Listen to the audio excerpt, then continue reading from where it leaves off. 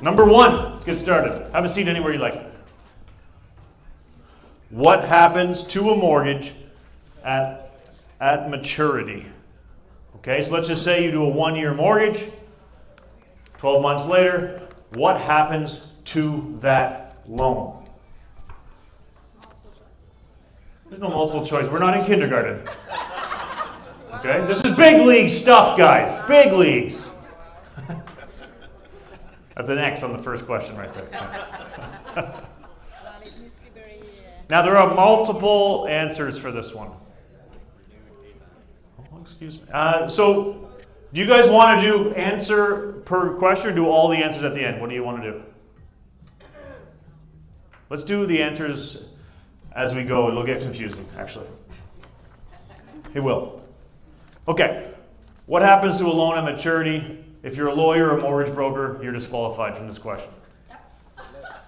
I mean, she's like, I got 6 answers. Yeah. Who wants to take a stab? Praveen. What? Do you have an answer? One can renegotiate with an evil bank or a friendly neighborhood mortgage broker. Okay, technically not incorrect. Anybody else? I love you, Praveen. Pete, you've done numerous mortgages with us before, and you're the most organized client we've ever had. Stacey, have you met Pete, by the way? This is Pete. Yes, this is Pete. They have a huge folder at the office about you, bud. We call it Pete Ludwig files. Yeah. Like, oh, you pulled a Pete Ludwig. Well, I just simply put it gets paid in full or it's renewed, the loan. That's a choice, but does it get paid in full? Does it get renewed? Is it automatic? Late but not never. Can you guys sit in the front over there? We're just getting started. We're on question 1 of a quiz. And hello. You guys look great. And there's a great prize. Okay. An option is, at the end of maturity, you can renew. But in order to renew a contract, there has to be what? Stacey, you know what? Give an answer. Negotiation. Okay, so it can be automatically renewed if that's the clause in the contract. Now, our clauses we have, Hetty's going to talk later, but we generally have in our standard loan agreements that the lender can renew at their own discretion. Okay? But technically, you could also put it's up to the borrower to renew. Or technically, you can just put it up to its mutual consent. So it may or may not be automatically renewed depending on the contract. Okay? Now, let's just say, because this happens all the time, borrower wants to renew, investor doesn't want to renew. What can the borrower do?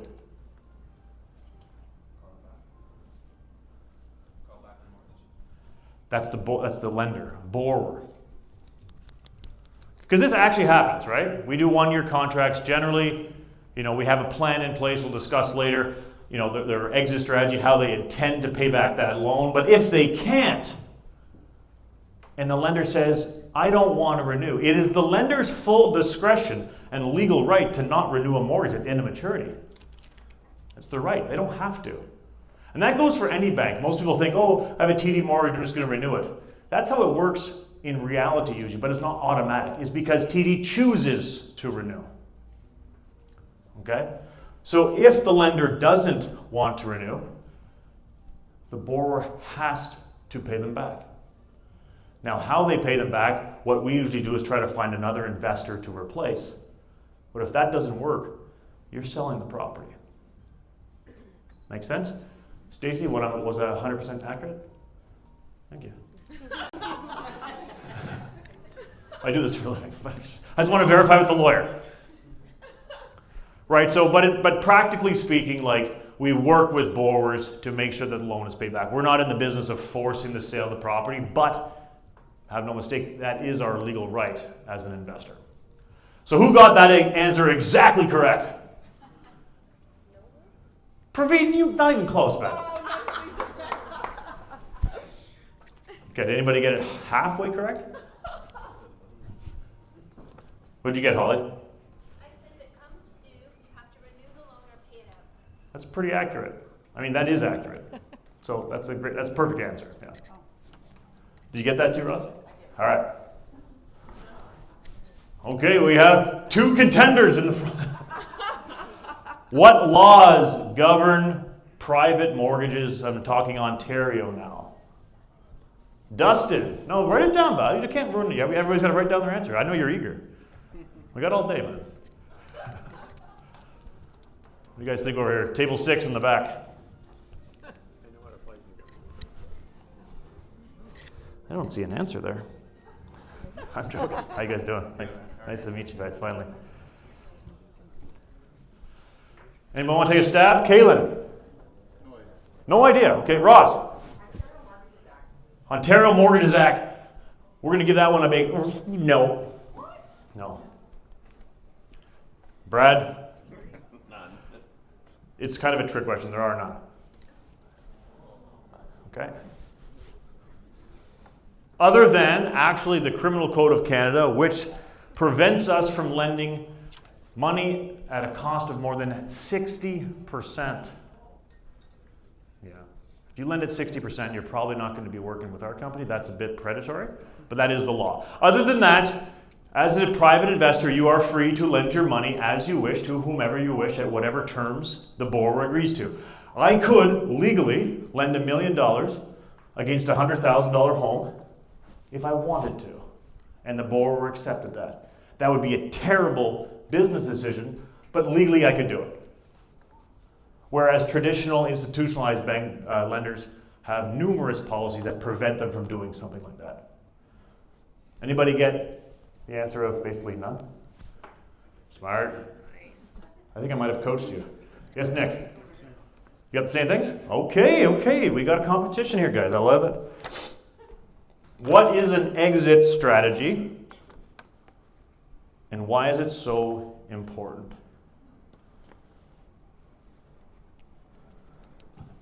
Risk mitigation. Write that down, man. Stacy, your pen broken? She knows that I love her. Wasn't for Stacy, I'd have no business. Touche.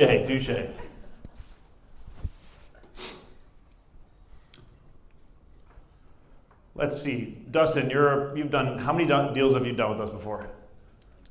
5? So, what's an exit strategy? That's a type of exit strategy. So break it down. You're not wrong. Sell their house or refi their existing. So those are examples of what they're doing. So what are they doing? What are they trying to do? You nailed it. You're just giving an example of the answer. Trying to recoup your investments. Exactly. The plan to pay back the loan. Right? If I give you $100,000 or I lend you $100,000, knowing that you can make the monthly payments is one thing. But having a plan to pay me back my 100 is another thing. So exit strategy refers to what is the plan in place that the borrower intends to do to pay back the principal. Now, why do I care? Let's just say you made huge income, you had great credit, and you're always making your payments. Why do I care what the exit strategy is?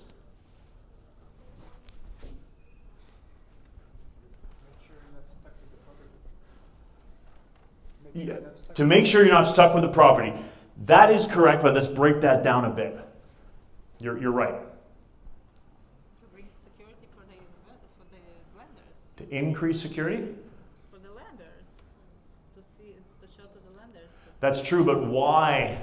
To mitigate the risk. Is mitigating risk, but why is it more risk if there's no exit strategy is the question. You're right. Joanna? 43. That is not correct. Wow.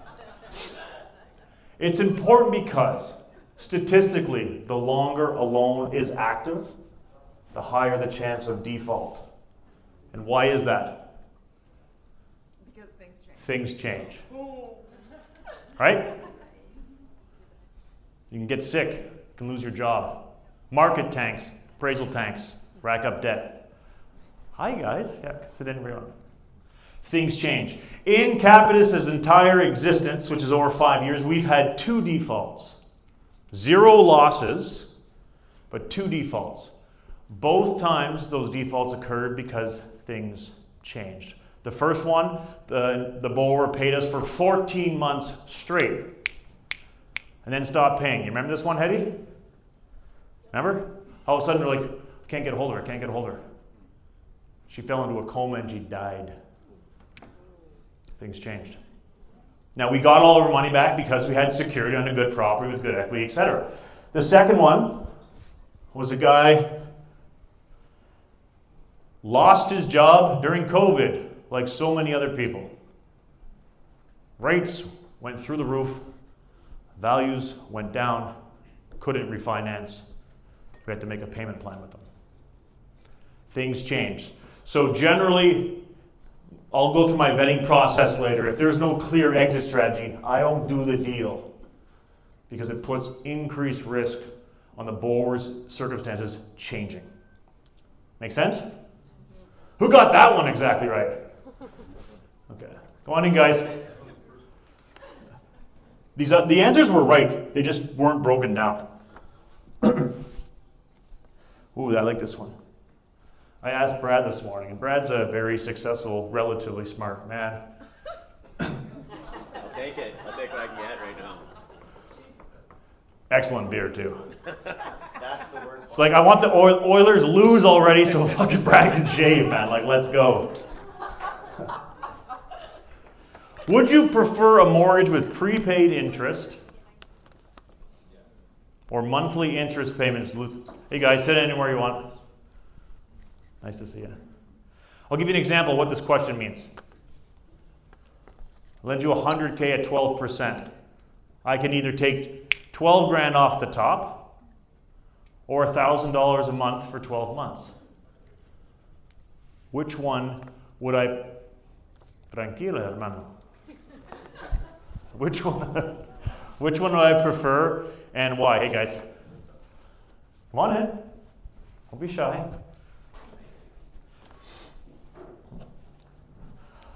Bobby, I'm going to ask you this one, buddy. Again, you're like Brad, a relatively smart man. What do you guys think? What do you think? What would you rather do and why? And there could be multiple answers here. Yeah, I would have a couple answers. Okay. Depending on the outcome. Okay. However, I would take the cash up front because at least I know I get it.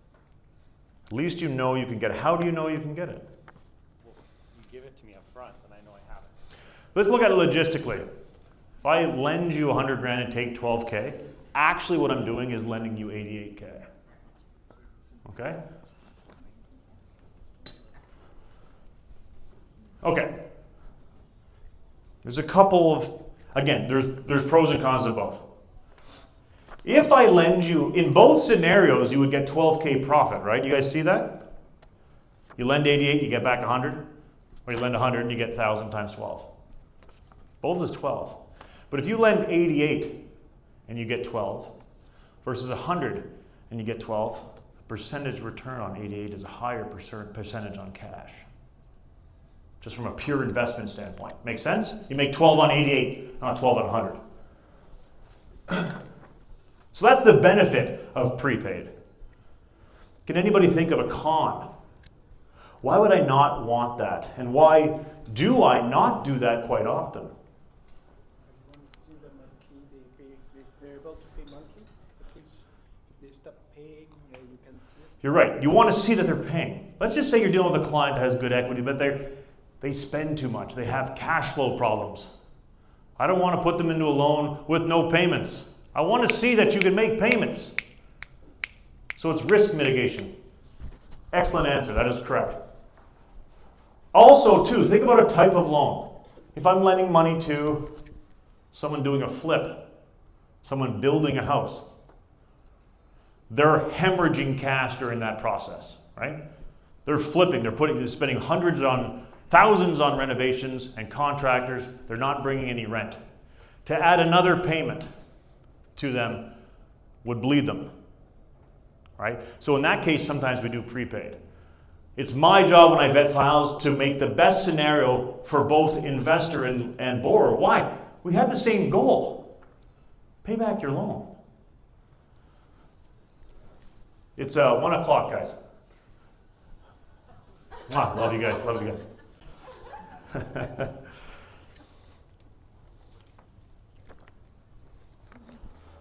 I'm going to skip number 5. It's kind of complicated. And the other questions were pretty advanced already. And number 6, I haven't talked about them yet. Here's a good one. Number 7.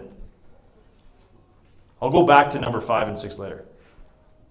If a borrower goes into default, ladies and gentlemen, what are some of the options we can use to protect our investment?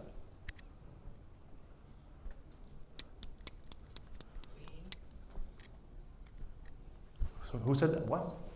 A lien. It's already a lien, Pete. Yes.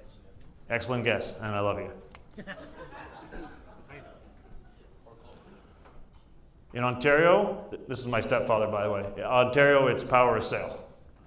But actually, technically, we're in Quebec, which is foreclosure, so you're right. But what are the strategic options?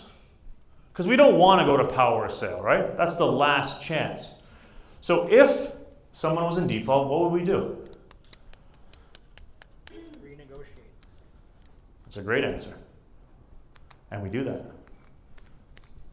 Anything else? Yeah, renegotiate. We can switch lenders. We can change amortization. We do this often. So Hetty will meet later. She's my administrator / 7 other jobs at Capitus. So when people miss payments, and they do, we strategize on the best scenario. Okay, a lot of times is renegotiate payment plans. Power sale is always last resort, especially if you're in a second position with a mortgage. You don't want to get behind a first mortgage position that they're going to start gouging their lawyers and stuff like that, okay? So generally, the answer would be we renegotiate, we speak to the borrower.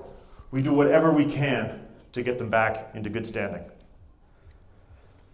What percentage of our loans, like, I'm asking Hetty here, like, have missed payments? Like, very few, really. Very, very few. Like 5%, if not that, yeah. You guys know what the default rate is in Canada of all mortgages? 2%? Anybody else? 4? 10? No, that's Eastern Europe. Half a percent. So all this stuff we do, right? All this vetting and processing and analyzing is for 0.5%. People pay their mortgages. And think about it, as part of my vetting process, I'll go through it later, but I look for the situation, right? If you have a family with young kids and they're going to school in the neighborhood and they got soccer practice and their kids and their friends live down the street, they ain't getting kicked out of their house. They're going to sell all their furniture, they're going to beg, borrow, steal, do whatever they can to pay that mortgage. That's why default rate. They will miss their credit card payments, their card payments, their phone bills, their utility bills before they lose their house. That's a fact. So I look at the situational, like the situation of the borrower when I analyze the file. I didn't mean to check my phone. I meant to grab this. Sorry, have it. Jesus Christ! Wow. Take the day off, man. You're having an event. What happens to a mortgage if the lender or borrower passes away or becomes insolvent?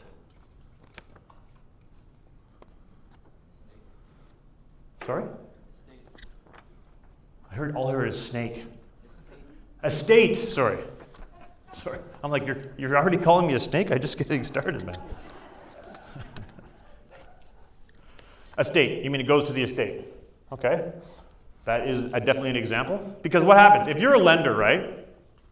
I get this question often. If the lender dies, is the loan still active or not active?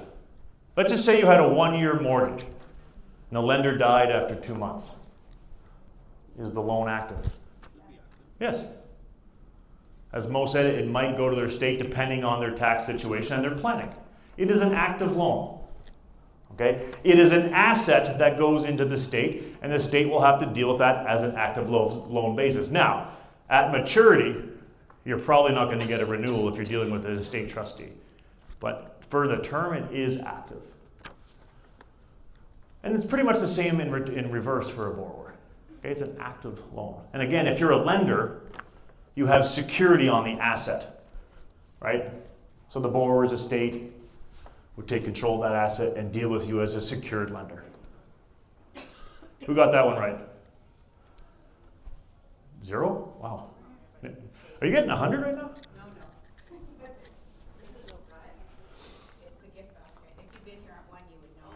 Whoa! Wow.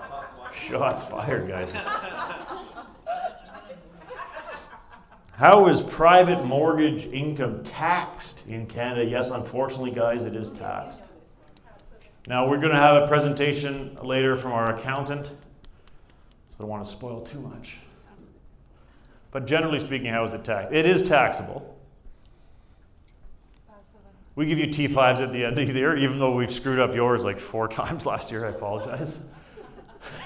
He's like, anyways, I don't want to go there. We apologize, man. He's like, you got my wrong name, you got my wrong address, you got the wrong amount. I'm like, sorry, buddy. So it is taxable income. Nick, you want to take a stab? Passively? Passive income. Unless, you'll talk about it later.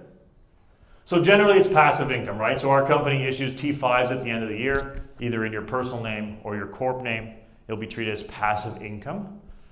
Passive income under a corp is taxed at generally 50%. Okay, it's very, very heavily taxed. Bob is going to talk to us later about how to, you're going to talk about how we can convert that into active income? Yes, sir. Beautiful.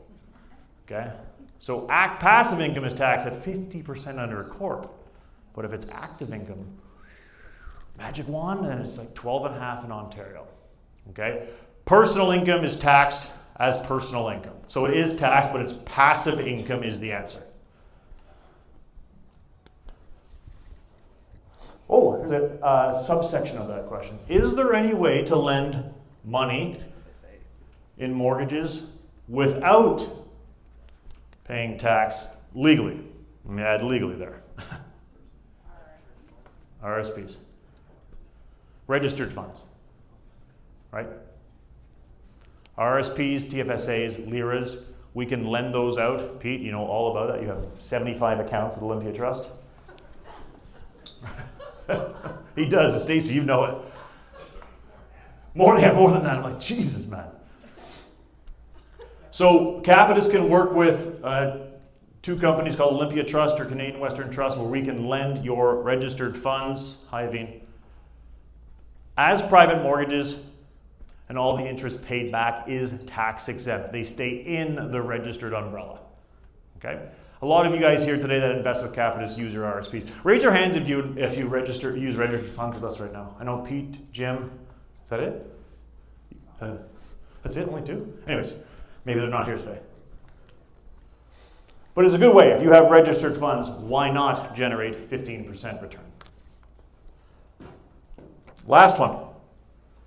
Who determines the fees, the rate, and the terms of private mortgages? You do. It's usually a negotiation between the 2. I heard me, lender, and negotiation. Anybody else got other answers? Both parties. Pete. Fuck, man, you're good.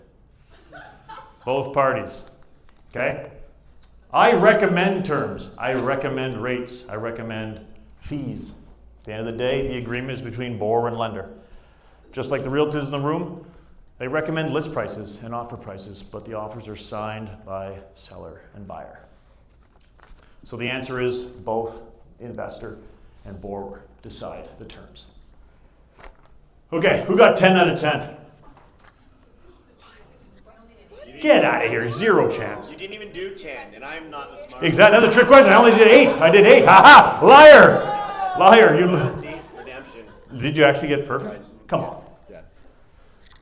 It's like one of those, how do I, it's not like bingo there. It's like, your answer just says prepaid for 4. That's all it says. Where's the explanation? Jojo, should we get, okay, who got close to 8? What did you get? I'm not saying I'm going to, quick challenge. What do you get? Very detailed as well.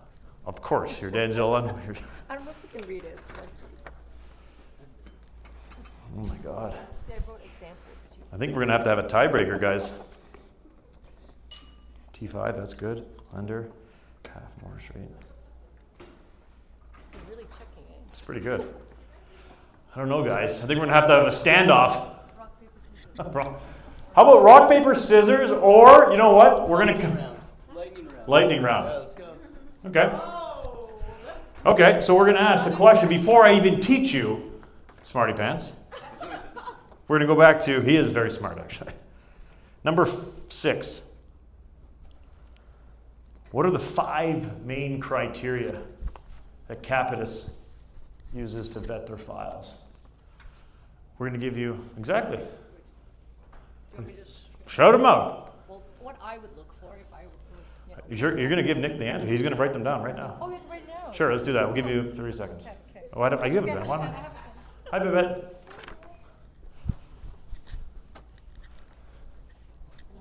Sudden death, guys. This is getting interesting.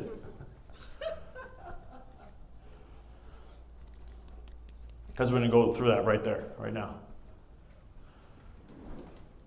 10 seconds. Nick, I'm going to you first. 5 vetting criteria that I use to vet my deals. Exit strategy, Okay. borrower credentials, situation or circumstances, Okay. property or asset, Okay. and Okay, that was 3. 3 correct. Property type is correct. Exit strategy is correct. Borrower circumstance, borrower story, I call it. Danielle, what did you get? Well, so income of the borrower, like job history, their assets and liabilities. That's what banks use, my dear. Keep What going. said potential borrower Yep. files, right? So, what did he say? Exit strategy? Exit strategy, that's a huge one. Yes. I would say like just overall like what their future plans are, right? Like if you're looking That's at, exit strategy, yeah. But what did you write down? okay. Well, I wrote spending habits and liabilities, like their assets and job. You're getting an award later, but Nick, you won this one. It's very heavy. Do you want to leave it there? we'll leave it there. For Okay. now, but thank you. Round of applause for Nick. All right, Capitus. Capitus. Stay back. Capitus, when I was starting the company, I just Googled words for like capital, money, finance, and this word came up. It means capital in Latin, and then I decided to, for some reason, put the dot on the I as a horizontal line, and voila, the company was born. There's no crazier story, right? Despite myself being the face and the people and the person yelling at you today, guys, this is a team. Behind me, I have a crew of successful, intelligent people. We're going to introduce you to them today. We got Joanna here. Jojo. Want to stand up? Okay. Jojo's my marketing director. She put on this event. She made this slideshow. She made these banners, website, social media. She makes us look way more professional than we really are. True. Anas, over here. Anas is my underwriter. He helps me collect. A lot of you in this room have dealt with Anas before. He helps collect the data, analyze the data. And despite the fact that I vet, approve, or decline each deal myself, Anas is kind of the person I can bounce off strategies, especially if it's a complicated file. Anas, thanks for all you do, bro. Hedy Fayek over here. We're going to stand up, yes? Everybody who has done a deal with Capitus has dealt with Hedy. Hedy has 7 jobs. It's just because we don't have the money to hire the people. Let's be honest here. Hedy is my administrator. She does all your commitments, your contracts. She processes all your payments. So if you've been paid before from us, that is Hedy. Okay. Let's go. Yeah. I may stop your face. Yeah, I might control the account, but really she controls the funds at the end of the day. Hedy, I love you. I wouldn't do this without you, nor could I.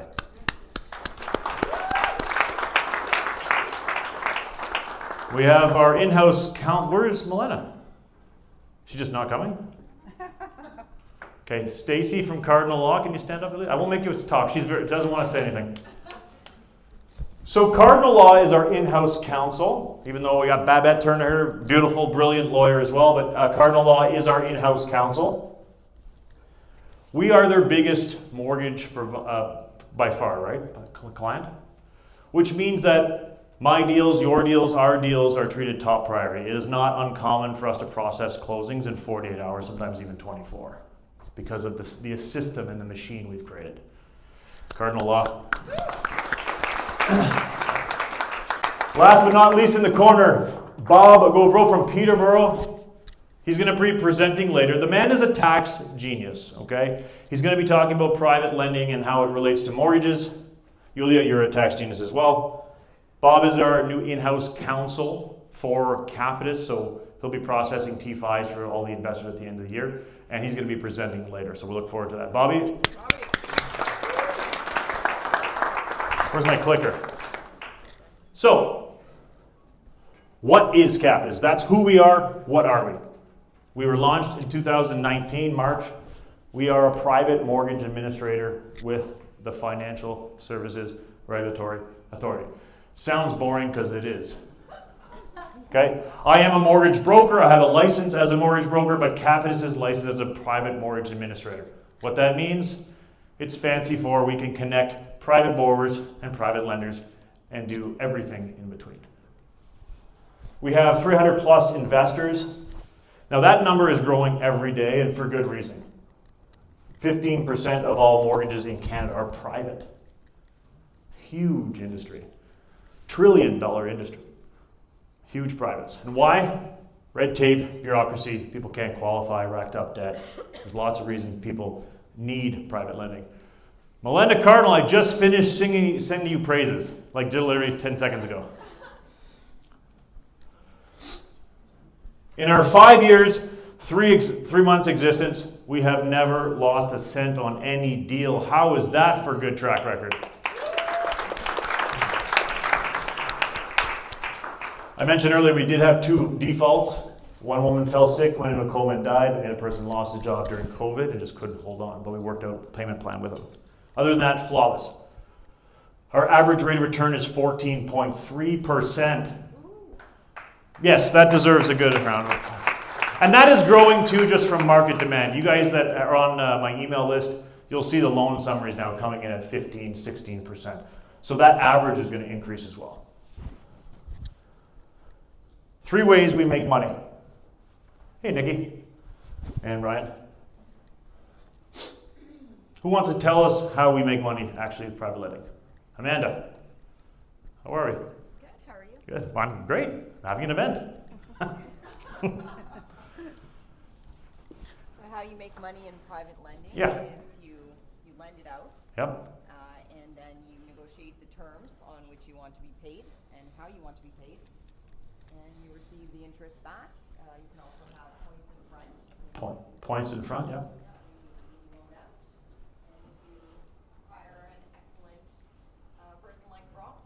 Well, thank you, dear. I appreciate that. There's 3 ways, guys. Interest rates, right? It's very standard. Lender fees. Lender fee is the money a lender charges to do the deal.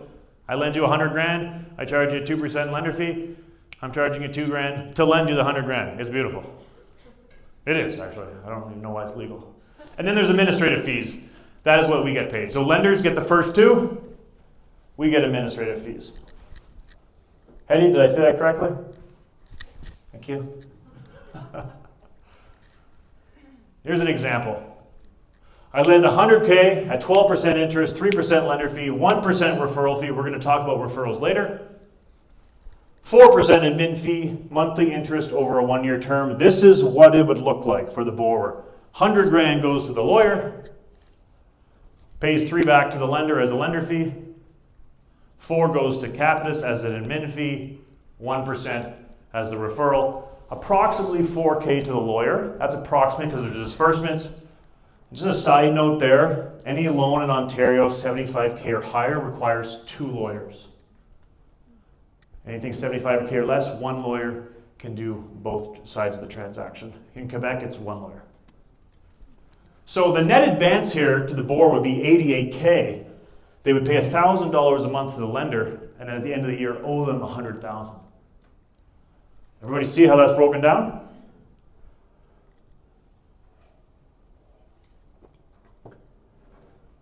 It's expensive, for sure. Okay, no questions. Now this is the lending strategy. So what do I look for? What kind of borrowers come to us? You know, Danielle, we're talking about income and job history and stuff like that. That's generally what the institutional lenders look for.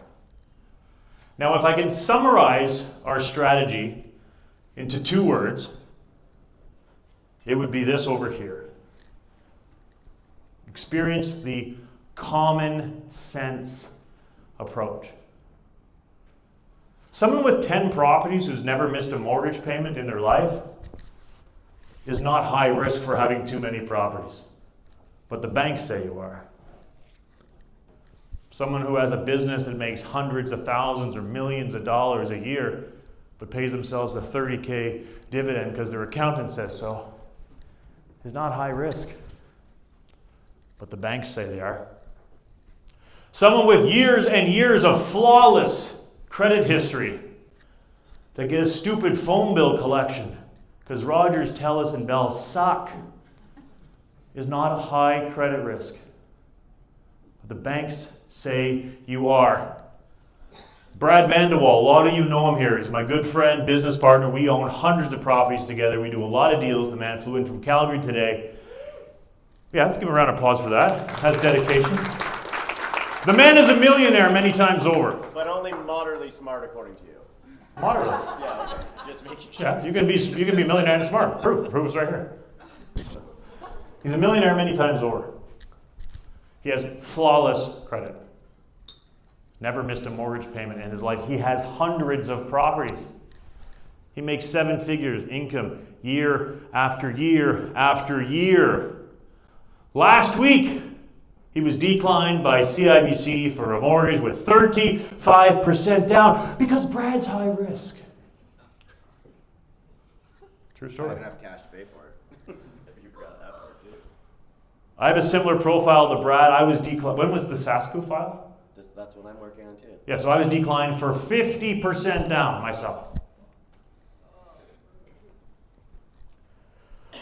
We're just a couple of degenerates that can't pay our bills. Common sense. Hey guys. So, people say, oh, private lending, it's risky. Right? No, what's risky is lending to people who don't pay their mortgages. Lending to people who are good borrowers who don't qualify is a different beast. There are lots of reasons that good borrowers do not qualify because of all the regulations and red tape. Make sense? So the foundation of our lending policy is common sense. So these are the 5 criteria I look for when I vet private mortgages. Number 1 is skin in the game. There's really 2 sides to that. That's cash on it as a down payment when you're buying something, or equity on a refi. Now, generally, if you don't have skin in the game and you require private financing, you're higher risk of default, and that's why I don't do the deal. That's just statistics. Now, keep in mind, skin in the game can be someone with buying a property with no down payment, but they have tens of properties with huge equity that I can use as collateral. That's skin in the game. Something to lose. Questions on that?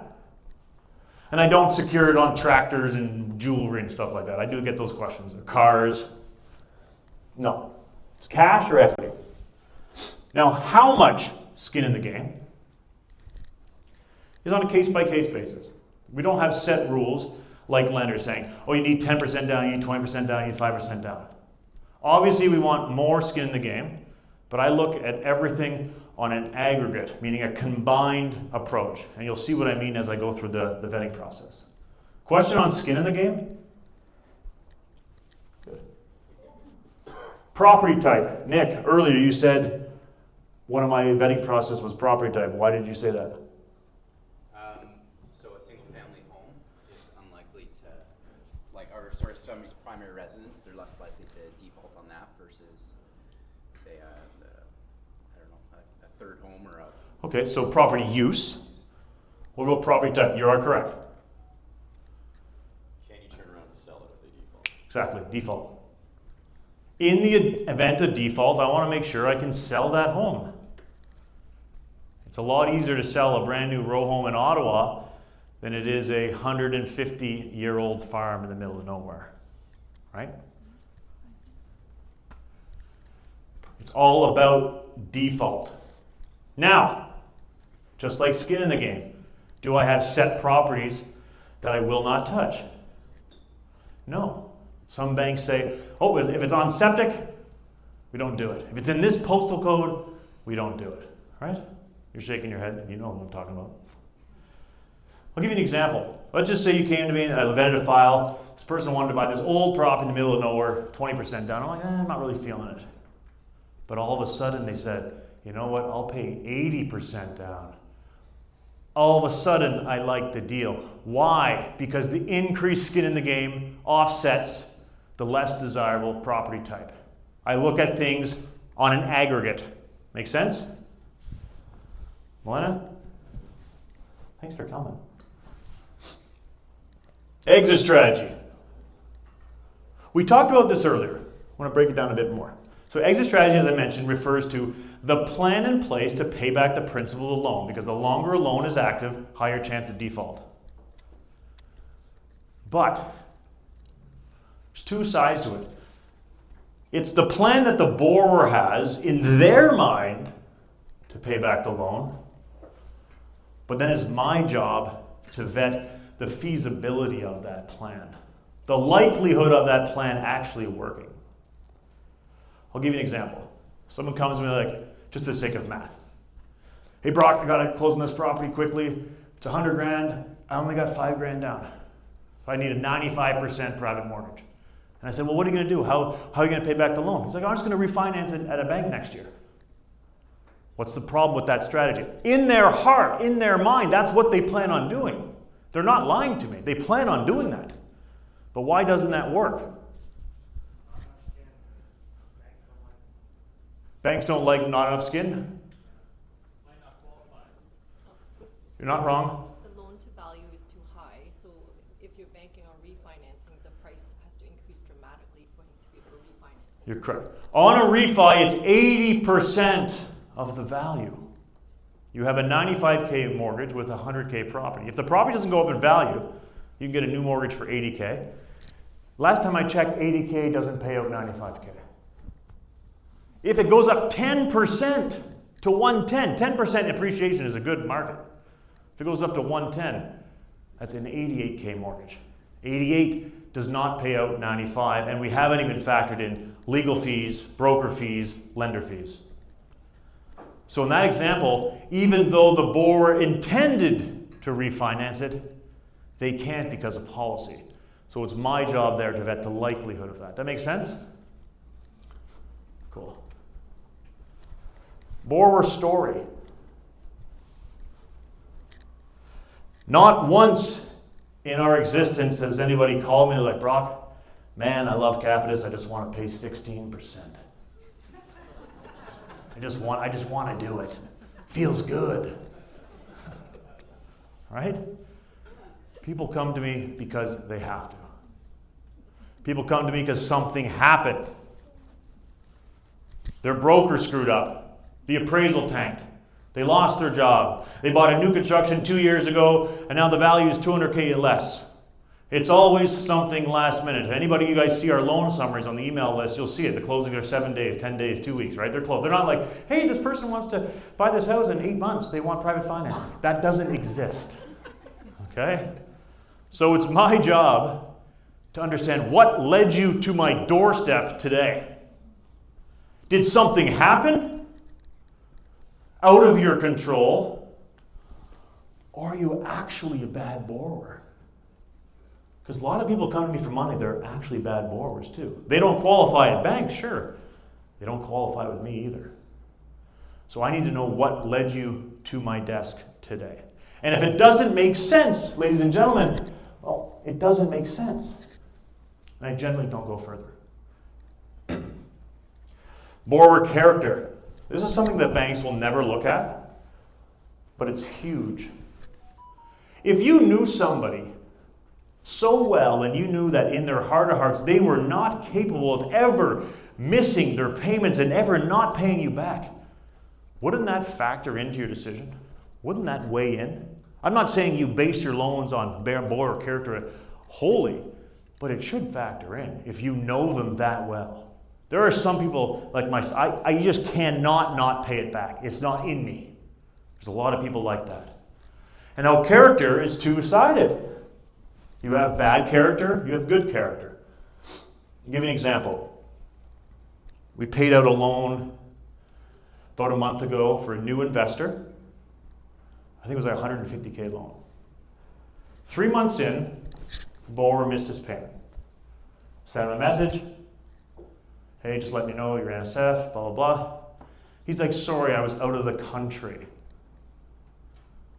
So I'm like, the fuck does that matter? It's online banking, it's automatic then.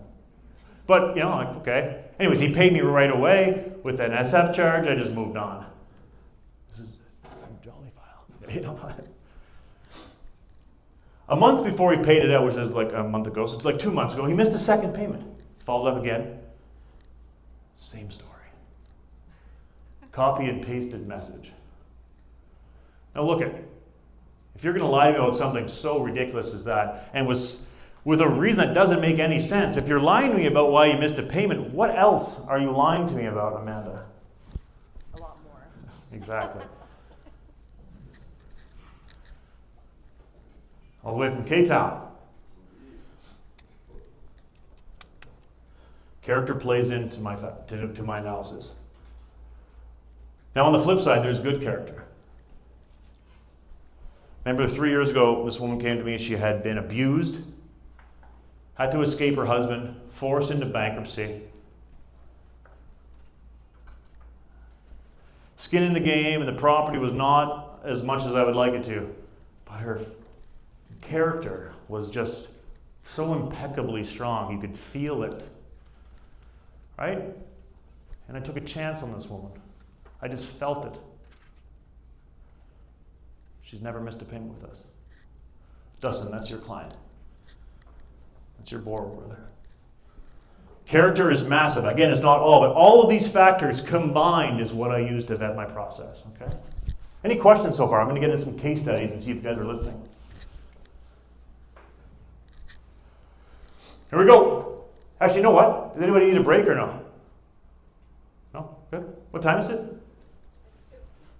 Okay, we're good. Case study number 1. Married couple bought a brand new property in Ottawa for $1.061 million. So $1,061,000. 8% down. You're like, how is he reading the slide behind him? Yes, I practiced. Wow. It's like one of those magic. 8% down. $220K in solid income, clean credit.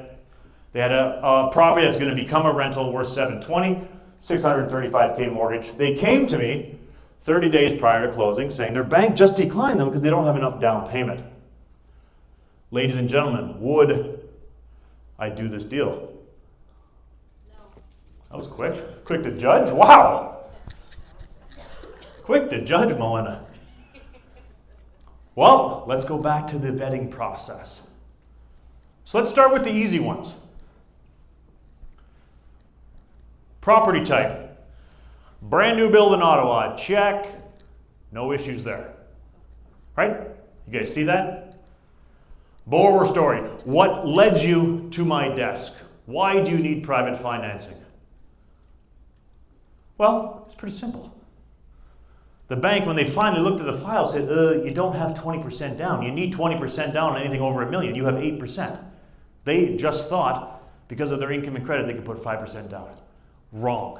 They just misunderstood the policy. So the reason for needing private financing is completely legit. Make sense? It wasn't some shady story. Let's look at borrower character. I called him, and I called her, and I called the realtor. Everybody's telling me the same story. I have no doubt that what they're telling me is what happened. So I've just checked off 3 of my 5 criteria. Now the last 2, exit strategy and skin the game, is where this gets a bit complicated. But you guys are ready, right? Wow, that's terrible. How much skin in the game do they have? How much do they have? In dollars. Okay, so they got 8% of 1,061,000 is about 85 G's, right? 285,000. No, they have 85 in savings and about 85 in equity, right? Right? That's what they have to risk. You ever see that? You got 170K to risk, right? Does anybody see a different number? Okay, good. So they have 170K to risk. So then I look at, well, is that enough? So they look at what do they need to close this deal? How much cash do they need? 150-ish, that's correct, Brad. Smart man. Now I am. 20% down. So look at 20% down on 1,061 is about 212, right? Land transfer, legal, blah, blah, blah. They need about 230, call it 240. Okay, they have 170 just in total to risk. Okay, but how much cash do they need up front? So they have 85 and they need 240, right?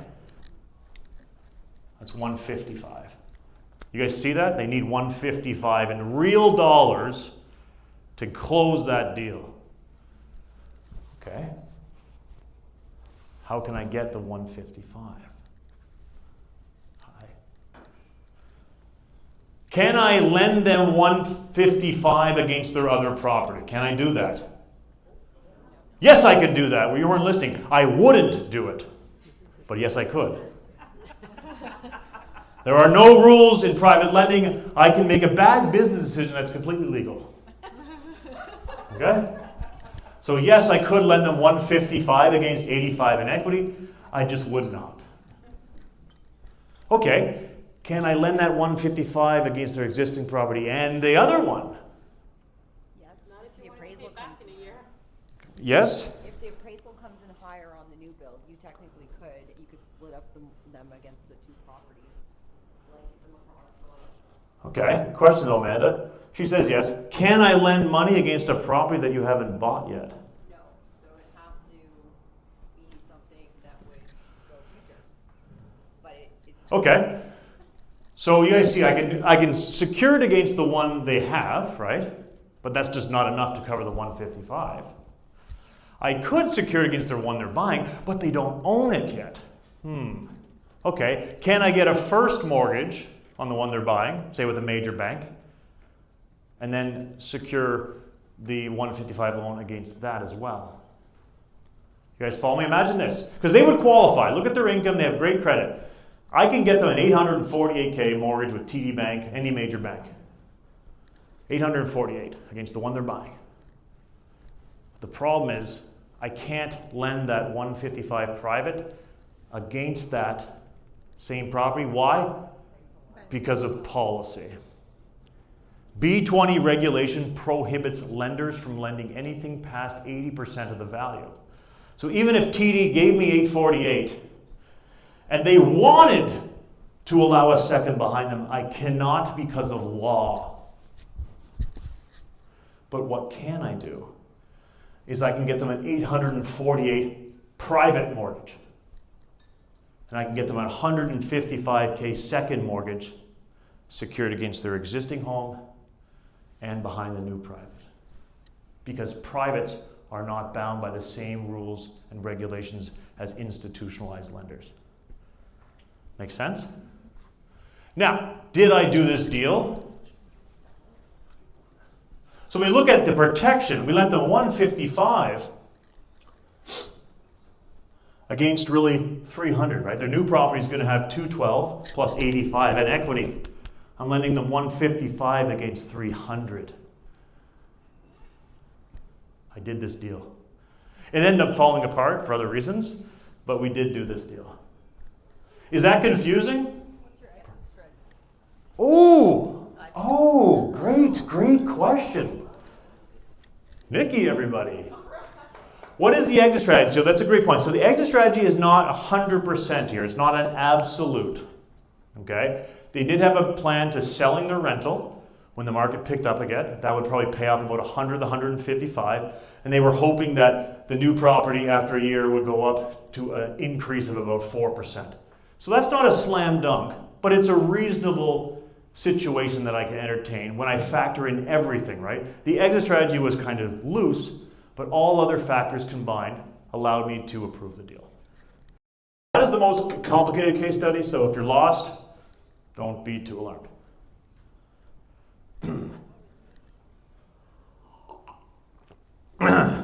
Cardinal Law, you'll know this one. Well, you know all my deals because you do all the deals. Sorry. Wait a second. Airbnb property manager. Existing Capitus borrower. Borrowed money from us 3 or 4 times, always paid us back. Missed some payments here or there. Owns 3 properties with about 100K in equity. They're all in Cornwall. They're kind of fair value, kind of cheaper properties. Nothing like terrible, but cheaper end in the sense that any buyer could afford to buy them essentially. She wanted 50K so she could renovate her properties and sell them. And then previously she borrowed money for the same purpose, but due to income constraints actually spent the money and didn't do the renos. Would I do this deal? Before you answer, let's vet it out. Skin in the game. I didn't put here 100K in equity versus 50K in what she wanted. Is that enough? Let's go further. Property types, they were average. They were in Cornwall. They're not the greatest. They're certainly not the worst, but they had good resale potential because they're cheap and in urban centers. Exit strategy. She wanted to renovate and sell. That makes perfect sense. Right? She didn't say she wanted to rent and refinance. Refinance is a different beast. You got to qualify, the appraisal's got to be there. Anybody can just sell a property. So that made sense. Borrower character. I've known this woman for 3 years. Faced racism, single mother, working hard, has missed payments, but always paid us back. She has impeccable character. But where she lost me, unfortunately, is the borrower story. What led her to my desk for private money? What did she want it for? Why did she need it? Well, she was renovating properties again. She couldn't qualify with other lenders because of a variety of reasons. Her story was just too weak. The reason she needs money is because she continues to make bad decisions with money, despite being a terrific human being. Right? So I declined the loan, and then she decided to put up one of her properties for sale. Now she missed one of her payments. She missed the next payment. And I remember calling Hetty and saying, we got to help this woman out. We have to waive all NSF charges. We have to waive all our admin fees. I called Cardinal Law, I called Milena and Stacy. I said, let's have mercy on this woman. She's drowning. Right? Despite the fact that I will terminate my business with her, my first order of business is to protect my investors at all costs. My investors were protected. But after that, guys, I'm a human. And I don't kick people when they're drowning. And the text message she sent me reiterated of why we actually did what we did. I remember talking to the girls, Milena and Stacy, I'm like, let's just waive our fees. We are well off. But this is $3,000 we're talking from a woman who's drowning.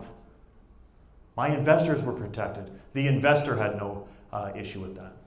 So despite her character being impeccable, she just lost me on the story. I couldn't do anything because of the story. Does that make sense? Hetty, I just told him about the deal where we waived all the NSF charges and the admin fees because of, yeah, okay? I'll go through some ethics stuff later, but we don't kick people when they're down. All right, let's have some fun now. Jesus. Wow, on a lighter note,